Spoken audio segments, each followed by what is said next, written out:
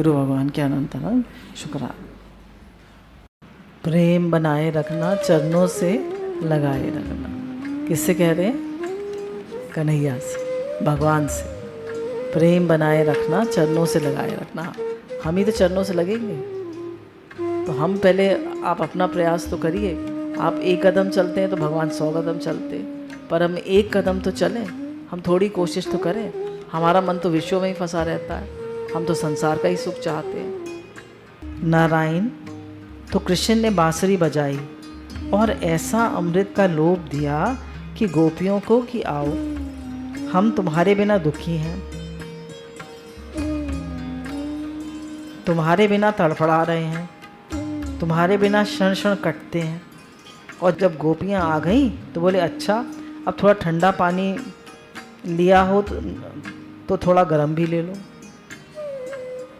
बोले पहले तो बांसुरी बजाई कि हम तुम्हारे बिना तड़फड़ा रहे हैं, हम तुम्हारे, भगवान ने बचाया ना शब्द क्लीम। तो क्लीम का मतलब ही है कि तुम हमारी प्राण प्रिया हो, हम तुम्हारे प्रेम के बिना तड़प रहे हैं और हम तुम्हारे बिना नहीं रह सकते। ये क्लीम का मतलब है। भगवान ने हर जगह क्लीम ही एक शब्द बजाया। और जब गोपियाँ आ गई, पहले तो बहुत प्रेम से बुलाया, और जब गोपियाँ आ गई तो बोले अब तो ठंडा पानी पियो, अब गर्म भी पियो, अब डांट खाओ, अब डांट खाओ। तो हम लोग प्रेम तो सब चाहते हैं, पर डांट कोई नहीं खाना चाहता। डांट में हम सब घबरा जाते हैं। हम कहते हैं कहाँ है प्रेम, डांटा क्यों। सुखदेव जी कहते हैं कि कृष्ण की बांसुरी भर ही बजाने में निपुण ही हैं। बोलने वाले जितने हैं, व्यास, पराशर आदि, उनमें भी श्रेष्ठ हैं। तो कैसी वाणी बोले कि प्रेम की वाणी भी बोलें और रुक्षता की भी। बोले खाली भगवान जो है वो बांसुरी बजाने में और प्रेम की बातें करने में भी निपुण नहीं है, वो डांटने में भी निपुण है। जब वो रुक्षता की वाणी बोलते हैं तो उसमें भी निपुण है, खाली प्रेम करने में निपुण नहीं है। बचपन में एक पत्रिका पढ़ते थे, उसका नाम था मतवाला, कलकत्ते से निकलती थी। ये दोहरे रस में जिसमें भरे अमृत भी, विष भी, राग भी, विराग भी, चंद्रमा भी और सूर्य का ताप भी, ऐसा है मतवाला पत्र। कह रहे ऐसा प्रेम है भगवान का कि इसमें अमृत भी है, विष भी है, राग भी है, विराग भी है, चंद्रमा भी है और सूर्य का ताप भी है। ऐसी वाणी बोली श्री कृष्ण ने कि उनकी वाणी में ऐसा अवयव है, ऐसे हिस्से हैं कि उनको सुनकर आदमी मोह में पड़ जाए। आपको पहली बात सुनाई, मोह क्या है। आइए आइए, महाभागवती गोपियाँ पधारिए, तुम्हारे दर्शन से हम धन्य धन हो गए।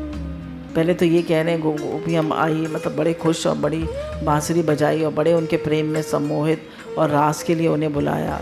पहले तो बड़ा प्रेम किया, बड़ा प्रेम दिखाया। फिर क्या कह रहे हैं, भाई अब तुम क्यों आई हो, तुम्हें किसने बुलाया था। अब ऐसे कर रहे हैं, कैसे पधारी, भला माने बिना निमंत्रण के पधारी, हमने तो नहीं बुलाया था, क्यों आ गई। बिना बुलाए ही कैसे पधारी, माने कहाँ से टपक पड़ी। आपकी क्या सेवा करें, नहीं कि क्या सेवा करने के लिए बुलाया है। नाचने के लिए बुलाया है, गाने के लिए बुलाया है, बजाने के लिए बुलाया है, चांदनी का आनंद लेने के लिए बुलाया है। अब पूछते हैं क्या सेवा करूं। अरे भाई, बहुत सी नारियां बीच में एक नट को सेवा करनी चाहिए, सो सेवा करो, रासलीला करो। तो कह रहे मतलब पहले तो उन्होंने इतने प्रेम से बुलाया और अब उल्टी उल्टी बातें कर रहे हैं। अरे बाबा, ब्रज में कुशल मंगल तो है ना, किसी संकट में पड़कर तो नहीं आई हो। कह रहे ब्रज में सब ठीक ठाक तो है, क्यों आई हो। आने का कारण बताओ। इसका भी अर्थ बदल देते हैं कि उसको पीछे सुनावेंगे। रास्ते में कोई तकलीफ़ तो नहीं हुई, गांव में तो सब अच्छा है ना, समझ में नहीं आता रात के समय क्यों आई हो। अब तुमने रात में ही बांसुरी बजाई तो रात में ही तो आएंगे। अब कह रहे रात में क्यों आई हो, रात में तो भले घर की स्त्रियां निकलती नहीं है घर से, तुम क्यों आई हो रात में। श्री कृष्ण सोचते हैं गोपी तो सब कुछ छोड़कर आ गई। अब श्री कृष्ण यदि तुरंत उनसे मिल जाएं तो दुनिया में अगर रासलीला गाई जाए, लिखी जाए, तो यही लिखा जाएगा कि गोपियां घर छोड़कर आईं और कृष्ण उनके साथ ताता थैया नृत्य करने लगे। है ना, रासलीला अगर लिखी जाए तो यही सोचा जाएगा। तो भगवान ने इसमें एक युक्ति करी, एक लीला करी। इससे ये कैसे मालूम पड़ेगा कि गोपियों के हृदय में कृष्ण के प्रति कितना प्रेम था।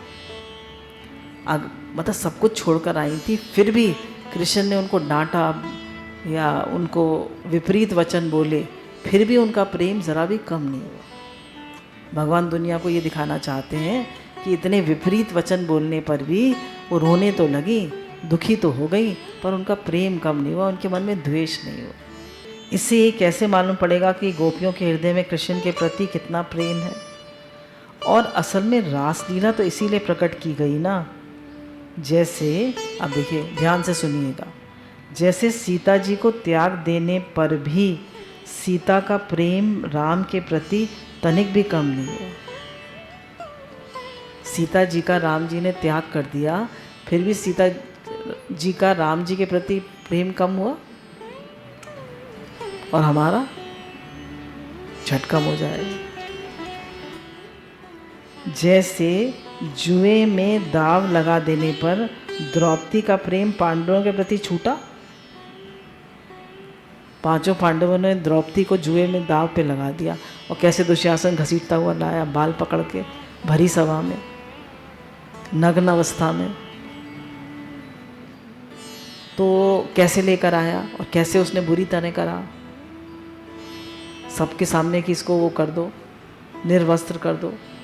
तो इतना अपमान सहकर भी उसने पतियों को दोष दिया द्रौपदी ने कि ये ऐसे हैं, मैं तो इनकी शक्ल भी नहीं देखूंगी। उसका प्रेम कम नहीं हुआ। जैसे नल द्वारा दमयंती को छोड़ देने पर दमयंती के मन में कुछ कड़वा भाव नहीं आया।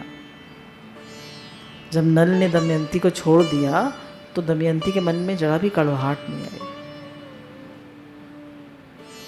माने अपमान के समय, त्याग के समय, संकट के समय दुख सहकर भी जो प्रेम बढ़ता है, उस प्रेम में वेग है, उस प्रेम में शक्ति है। कह रहे हैं जब त्याग का समय आए, जब अपमान हो, जब बुरी तरह करा जाए, और तब हमारा प्रेम बढ़े।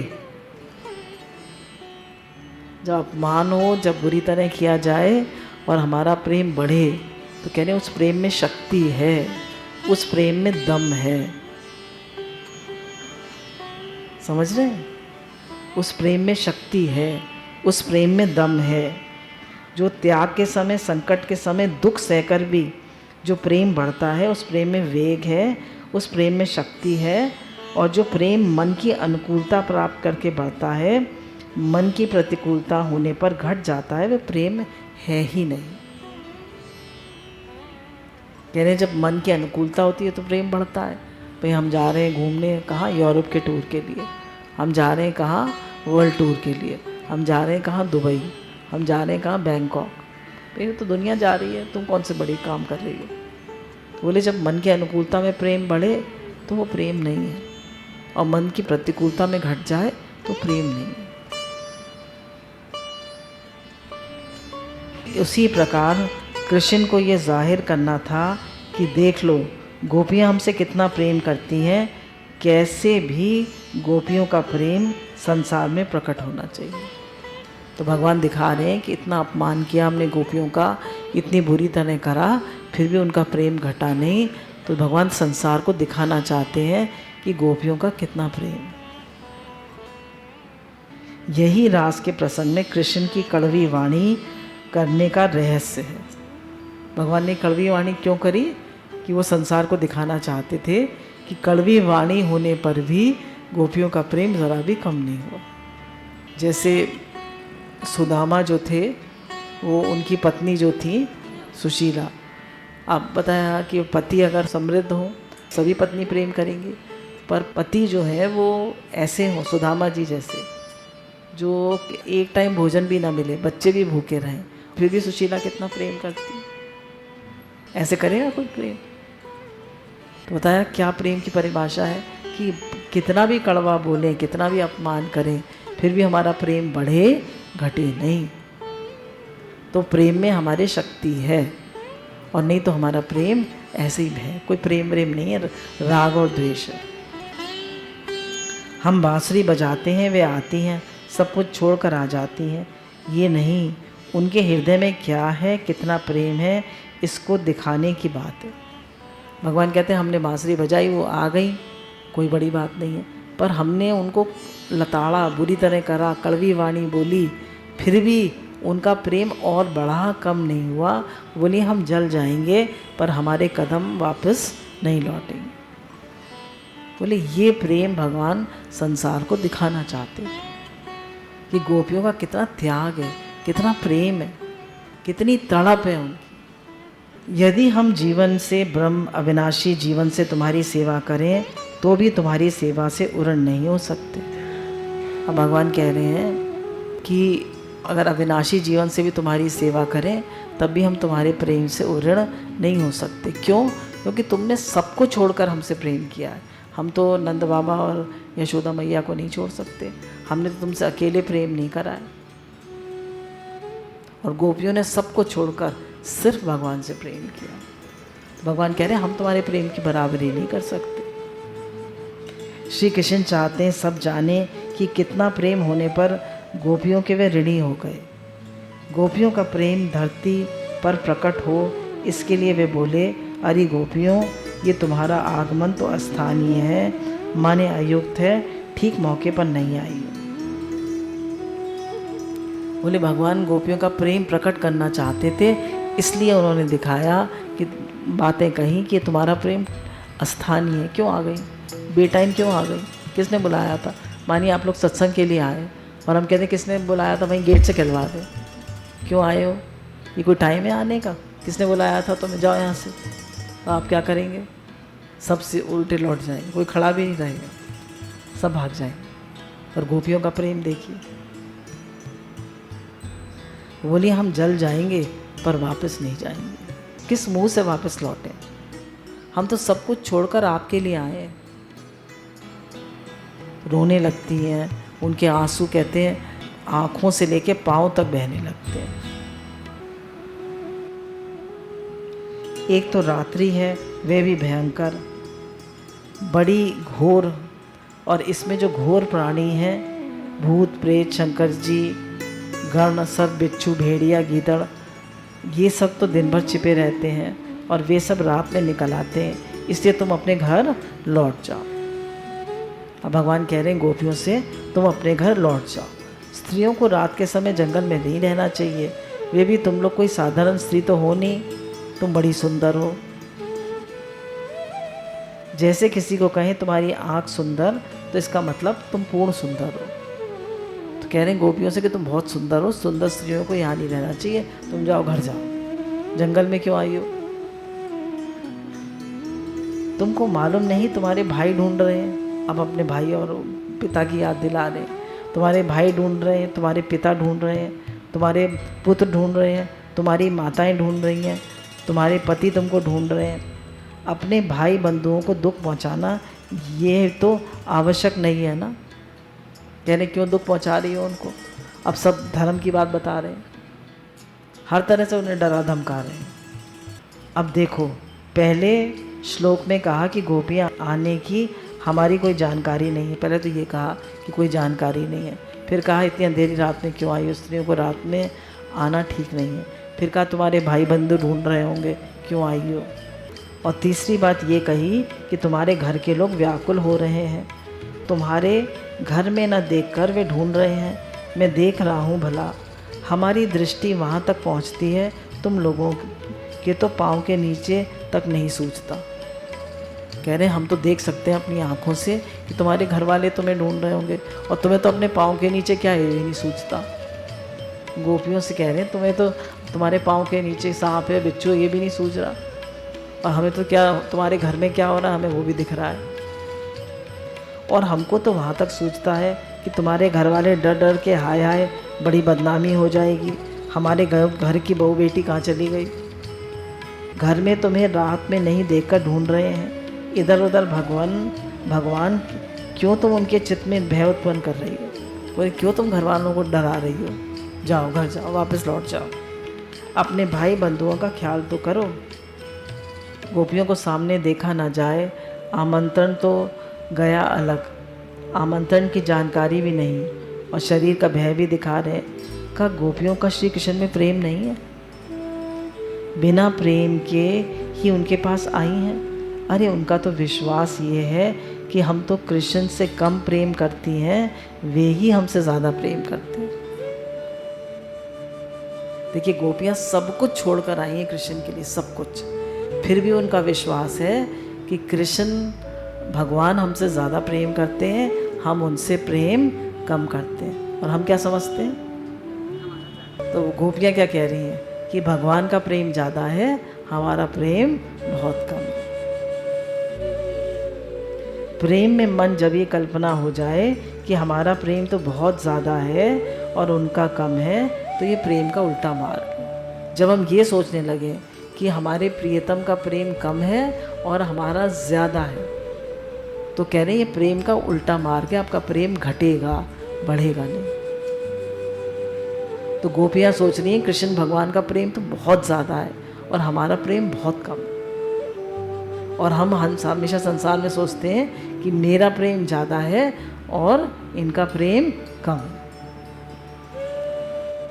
प्रेम का सीधा मार्ग ये है कि उनका प्रेम बहुत ज़्यादा है, हमारा प्रेम बहुत कम। हमें तो प्रेम करना आता ही नहीं है, हमने तो प्रेम में कुछ सहन ही नहीं करा। उनका प्रेम बहुत ज़्यादा। अगर आप ऐसा सोचेंगे तो आपका प्रेम बढ़ेगा, नहीं तो आपका प्रेम घटेगा। जब उनके प्रेम का विश्वास होता है तब अपना प्रेम बढ़ता है। जब हमें विश्वास होता है भगवान का प्रेम बहुत ज़्यादा, प्रियतम का प्रेम बहुत ज़्यादा है, तो मुझे तो प्रेम करना आता ही नहीं है, तो प्रेम बढ़ता है। और जब अपने प्रेम का अभिमान होता है तो उनके प्रेम पर अविश्वास होता है, तो प्रेम घटता है। जब अपने प्रेम पर अभिमान होता है, मैं इतना प्रेम करती हूँ, और उनके प्रेम पर अविश्वास होता है, तो प्रेम घटता है। क्योंकि प्रेम में अपने प्रेम का निरभिमानता और सामने वाले के प्रेम पर विश्वास, ये दोनों प्रेम की जड़ है। कहने प्रेम की जड़ क्या है कि अपने प्रेम की निरभिमानता, कि मेरे अंदर कोई प्रेम नहीं, मुझे तो प्रेम करना आता ही नहीं। और गुरु का प्रेम, भगवान का प्रेम बहुत ज़्यादा। और विश्वास, प्रेम पर विश्वास, बोले ये प्रेम की जड़ है कि मेरा प्रेम बहुत कम है और भगवान का प्रेम बहुत ज़्यादा है, और उनके प्रेम पर विश्वास। भगवान का जो प्रेम है उनका हर विधान मंगल में है। वो जो करेंगे मेरे अच्छे के लिए करेंगे। जो हो रहा है बहुत अच्छा हो रहा है, जो हो रहा है बहुत बढ़िया है, सब ठीक है, कुछ गलत है ही नहीं। कह रहे हैं ऐसा जो विश्वास है ये प्रेम की जड़ है। विश्वास प्रेम का बाप है और अभिमान प्रेम का शत्रु है। विश्वास प्रेम का बाप और अभिमान प्रेम का शत्रु है। तो प्रणय निमंत्रण ही वापस ले लिया श्री कृष्ण ने। मानो गोपियों के हृदय में तो अपने प्रति विश्वास था, उस पर ठोकर लगाई। तो जो गोपियों के हृदय में भगवान पर विश्वास था कि भाई तभी तो छोड़कर आई थी सब कुछ, तो भगवान ने उस विश्वास पर ठोकर लगाई। लगाई नहीं लगाई? लगाई। और श्री कृष्ण के लिए गोपियों के हृदय में जो त्याग था, अपने शरीर तक का त्याग, खाना छोड़कर आई, अंजन त्याग कर आई, शरीर की परवाह छोड़कर आई, अब उसकी याद दिलाते हैं कि अंधेरी रात में तकलीफ़ होगी तुमको। इस प्रकार उनके त्याग पर चोट, पहले शरीर के त्याग पर चोट, फिर उनके त्याग पर चोट। क्यों आई हो? घर बार छोड़कर क्यों आई हो? तीसरे देखो माता पिता भाई बंधु सब तुम्हें रोक रहे थे, उन सब पर के ऊपर पाँव रख कर आई है। उनको पता ही नहीं लगा कि हमारे पाँव के नीचे कौन पड़ा है, उन्हें ध्यान ही नहीं। वो तो बस ऐसे भगवान के प्रेम में वो दीवानी हो गई कि सब उनसे छूट गया, उन्होंने छोड़ा कुछ नहीं, सब छूट गया उनसे। अंजन करके आई, अपने घर के संबंधियों को लांग लांग कर आई, अब उनको उनके संबंधियों की याद दिला रही। पहले शरीर की याद दिलाई, फिर तुम अंधेरी रात में क्यों आई, ये याद दिला रहे हैं, अब संबंधियों को याद दिला रहे हैं। ये तो उनके अभूतपूर्व त्याग, अभूतपूर्व वैराग और अभूतपूर्व संसार के प्रति निर्भयता और केवल कृष्ण के प्रति जो ममता है, उस ममता पर भी आक्षेप हुआ ना। आक्षेप लगा रहे हैं भगवान, उनको हर तरह से डरा रहे हैं, धमका रहे हैं और हर तरह से उनकी प्रेम की परीक्षा ले रहे हैं कि तुम लौट जाओ, लौट जाओ, जाओ जाओ जाओ, क्यों आई हो, जाओ जाओ जाओ। अब तो गोपी देख नहीं सके उनकी ओर। क्या मन में समझकर आई थी, सोचकर आई थी कि पीने को मिलेगा अमृत, और तो यहाँ तो विष की वर्षा शुरू हो गई। सोचा था मिलेगा अमृत, कृष्ण का प्रेम मिलेगा, और यहाँ तो उनके ताने मिल रहे हैं, उनके तानों की बौछार की वर्षा हो रही है। विश्वनाथ चक्रवर्ती ने इसको विष वर्षण कहा है। ऐसा विष बरसा, ऐसा विष बरसा महाराज कि सिवाय गोपियों को इसका कोई दूसरा सहन नहीं कर सकता। बोला ऐसा विष बरसा, ऐसा विष बरसा कि गोपियों के अलावा इसको कोई सहन नहीं कर सकता। साधारण आदमी तो फौरन वापस उल्टे पांव लौट जाता, पर गोपियाँ अद्भुत प्रेम है श्री कृष्ण के प्रति, ऐसा विष वर्षा करने पर भी वे जीवित रह गए। उनका सामना देखना मन ही ना हो, उनका मुंह घुमा दिया, दूर देखने लगी। श्री कृष्ण भी समझ गए, इसलिए बोले ओहो गोपियाँ, गलती हुई, गलती हुई, माफ़ करना, मैं समझ गया तुम लोग क्यों आई हो। पहले तो सब कह लिया, सुन लिया, अब कह रहे हैं ओहो गलती हो गई, गलती हो गई, अब तुम लोग क्यों आई हो, मैं समझ गया। देखो शरद ऋतु है, चांदनी रात है, ये हरा भरा वन है, पुष्पों से लदा हुआ है, फलों के भार से झुका हुआ है, चंद्रमा की किरणों ने इनके ऊपर पिचकारी की है, रंग दिया है। वन का जो राजा है ना, औषधियाँ वनस्पतियों का जो राजा है ना, राकेश चंद्रमा, उसने अपने पर अर्थात किरणों से स्वयं इस वन को रंग दिया है। मान गया तुम लोग प्रकृति की प्रेमी हो, इस वन की झांकी करने के लिए आई हो, सचमुच बड़ा सुंदर है। अभी भी यही कह रहे हैं। यमुना स्नान करके शीतल होकर वायु भी धीरे धीरे मंथर गति से चलकर आता है और यहाँ लताओं को गुदगुदाता है। क्या शोभा है। माने यमुना जल में स्नान करके आया हुआ वायु, माने शीतल मंद सुगंध वायु चल रही है, लीलापूर्वक चल रही है। कह रहे इतने सुंदर फूल खिल रहे हैं, उनकी सुगंध आ रही है और शीतल शीतल वायु चल रही है, तो उनकी सुगंध लेकर चल रही है। इतना सुंदर वातावरण है। अच्छा तुम ये देखने आई हो, मैं समझ गया। बांसुरी सुनकर नहीं आई हो, मुझे देखने नहीं आई हो, समझ गया। तुम वृंदावन की शोभा देखने आई हो। अभी भी उन पे टॉन्ट कसे जा रहे। टॉन्ट तो कह रहे और कोई होता तो मर गया होता, या कृष्ण से रूठ गया होता, या वापस लौट गया होता, पर गोपियाँ हैं जो इतना सहन कर रही, शुरू से सहन कर रही, शुरू से मौन है, और उनका प्रेम कम नहीं हो रहा कृष्ण की, उनका प्रेम निरंतर बढ़ रहा है। हमारा अपने बारे में क्या ख्याल है?